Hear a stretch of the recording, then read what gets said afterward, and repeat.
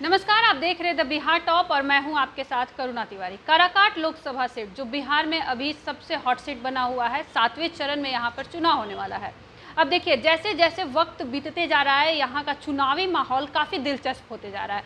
अब पहले दो ध्रुवीय से शुरू हुआ यह मुकाबला, अब त्रिकोणीय हो गया तब जब पवन सिंह की यहाँ पे एंट्री हुई। लेकिन अब AIMIM के पार्टी के जो चीफ हैं ओवैसी की भी एंट्री हो चुकी है। अब इस एंट्री की वजह से यहाँ का जो चुनावी जंग है 4 खेमों में बदल गया है। आपको बता दें कि ओवैसी की पार्टी की उम्मीदवार प्रियंका चौधरी के पक्ष में अति पिछड़ा और मुस्लिम समुदाय के जुटान के बाद CPI-ML के उम्मीदवार राजा राम कुशवाहा की मुश्किलें बढ़ा दी गई है।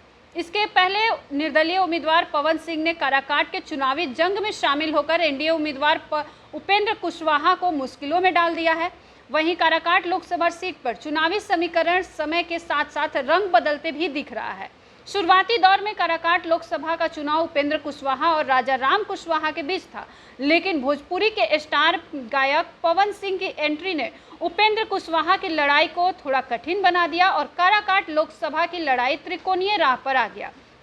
अब ओवैसी ने काराकाट में AIMIM की उम्मीदवार प्रियंका चौधरी को उतारकर खेल को दिलचस्प बना दिया है। आपको बता दें कि परिसीमन के बाद काराकाट लोकसभा अस्तित्व में आया, लेकिन अब तक महागठबंधन के उम्मीदवार को यहां से जीत नहीं मिली है।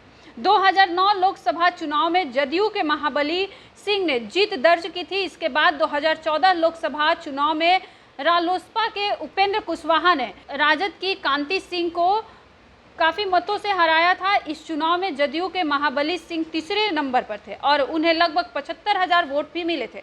लेकिन 2019 के लोकसभा के चुनाव में जदयू के महाबली सिंह NDA के उम्मीदवार थे और इन्होंने रालोसपा के उम्मीदवार उपेंद्र कुशवाहा को 84,000 मतों से हराया था।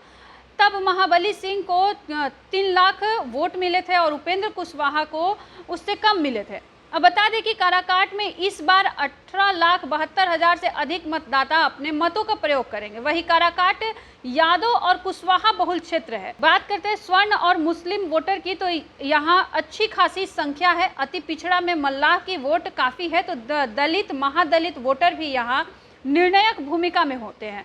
इस सीट से कुशवाहा और यादव और राजपूत जाति के वोटर ही यहाँ अपनी अपनी राजनीतिक साधते रहते हैं। बात करते हैं जातिगण समीकरण की, तो यहाँ सबसे अधिक करीब 3 लाख यादव मतदाता है, 2.5 लाख मुस्लिम, तो कोयरी कुर्मी मिलकर करीब 2.5 लाख वोटर्स हैं।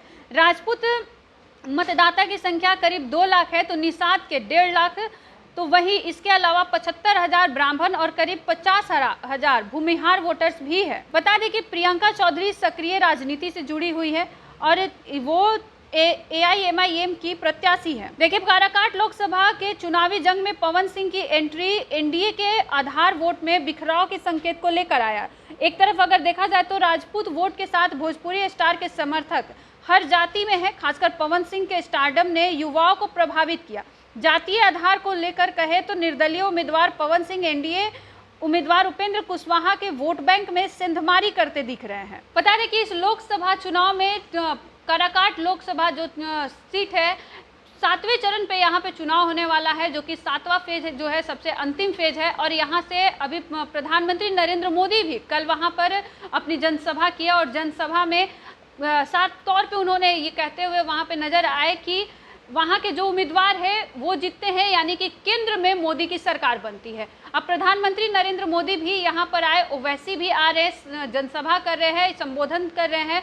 और देखिए, जो पहले त्रिकोणीय मुकाबला था अब वो 4 खेमों में बट चुका है काराकाट लोकसभा सीट। अब किसकी यहाँ पे जनता होगी, किसके साथ जाएगी, ये तो फिर 1 जून को ही ये EVM में कैद हो जाएगा। और भी ऐसे तमाम अपडेट्स के लिए हमारे साथ बने रहे और देखते रहे द बिहार टॉप।